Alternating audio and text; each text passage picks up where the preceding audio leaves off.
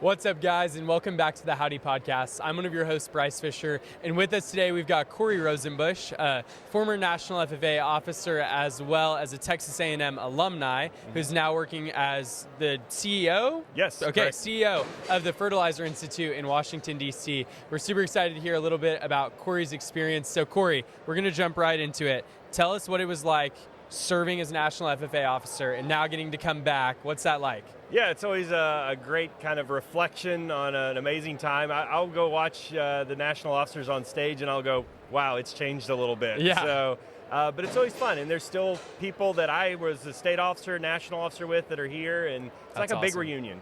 Yeah, I believe that. So you Of course, I was in Kansas City. That's how old I am. Okay, Kansas City. So did it go Kansas City, Louisville, Yes, Indianapolis? So the year I was elected, I got named national president. I walked off stage and was thrown into a press conference because about 10 minutes before I was elected, they made the announcement we were leaving Kansas City. Wow, okay. And I was getting grilled by reporters about the move, and I'm like, hey, I just got elected. It's that not wasn't my me, decision. yeah.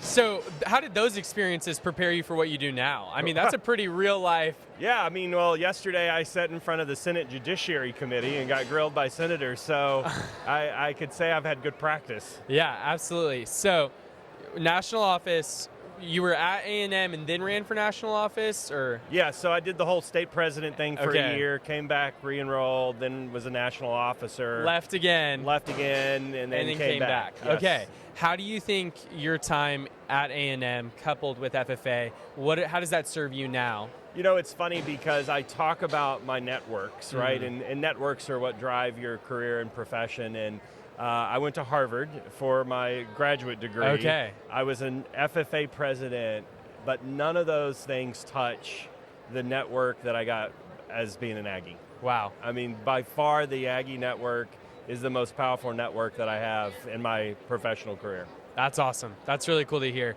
A lot of people come to the booth here, Corey, and they ask us, they're like, man, I want to go to Texas A&M and I want to work in politics and I want to go to DC or I want to go to Austin or I want to go somewhere and do something.